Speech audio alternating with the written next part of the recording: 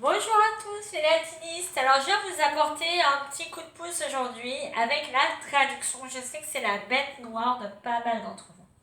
Alors je ne vais pas tout traduire avec vous, c'est votre travail, mais je vais essayer de vous montrer comment on fait, comment ça fonctionne.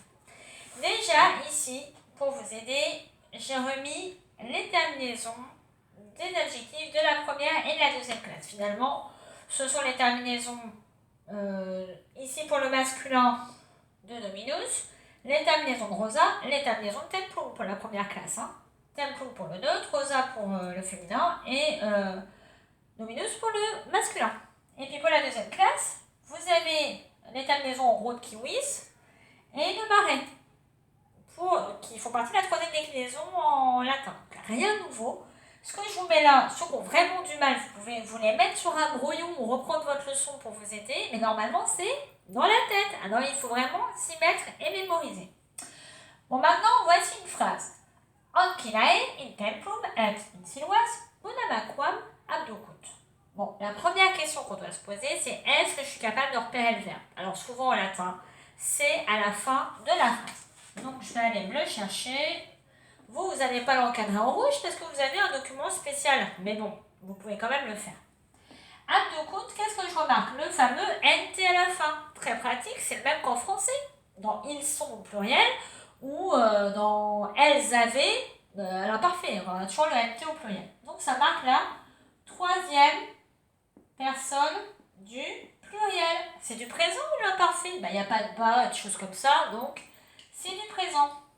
Abduco, vous avez vérifié. Qu'est-ce que ça veut dire? Ça veut dire emmener, apporter. Bon. Alors, j'aurais quelque chose comme ça. Emmène, accent grave, N-E-N-T, au présent.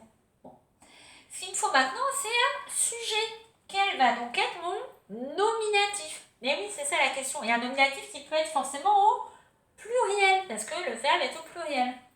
Donc, si je vais regarder ma phrase, templum, non. Siluas, non. Ça ne peut pas être du nominatif pluriel si je regarde mes terminaisons. Ah non. Ah ben j'ai pas le choix de toute façon, alors c'est ancillae. Donc ça, je sais que c'est mon nominatif pluriel et donc ça va être mon sujet.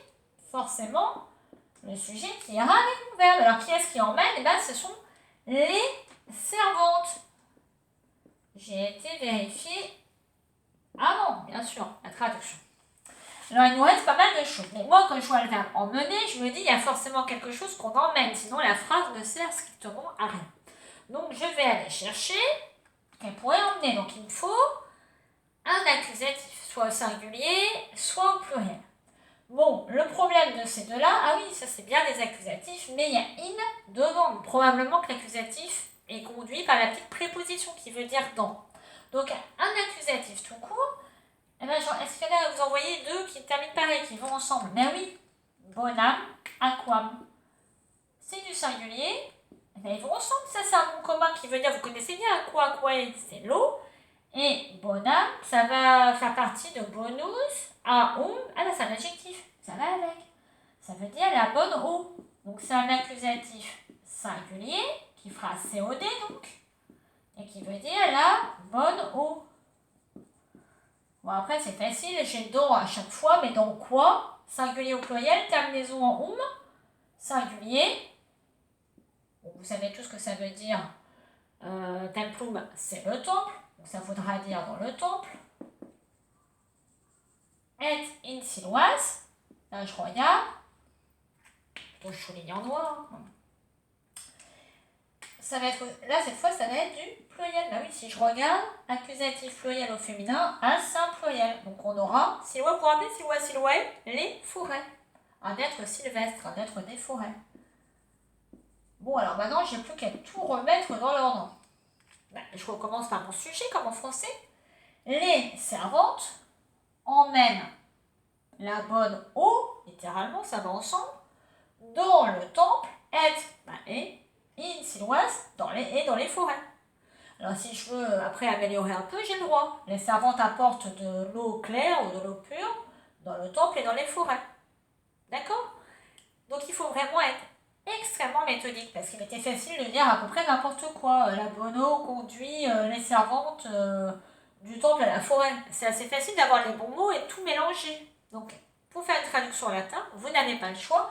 Il faut commencer par faire ce petit travail d'observation. C'est pour ça que dans vos feuilles, vous pouvez le faire. D'accord? Alors, la difficulté que vous pourriez avoir, c'est si par exemple ce mot-là faisait partie de la troisième, par exemple, vous pourriez ici avoir le mot dulcem. Est-ce que quelqu'un se rappelle ce que ça veut dire?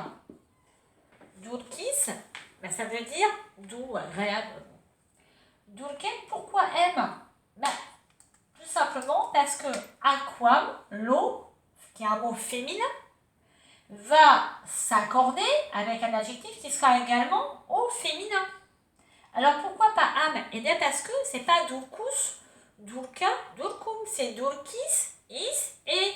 Donc il fait partie de la deuxième classe. Et quand je regarde le féminin, parce que le masculin et le féminin sont pareils, quand je le regarde à l'accusatif singulier, eh ben, il se termine par M. Donc en fait, ils sont bien assortis ensemble. Mais c'est simplement que ces adjectifs-là suivent la troisième déclinaison. Donc, je vous rappelle, pour arriver à faire ce type de travail, il faut avoir en tête la première, la deuxième déclinaison, mais également la troisième déclinaison, ce qui vous permet de traduire toutes ces phrases. Alors maintenant, je vous souhaite un très bon courage et surtout une bonne observation. C'est un peu comme les mathématiques. C'est une certaine logique et une grande rigueur. Alors bon courage à tous et bon week-end.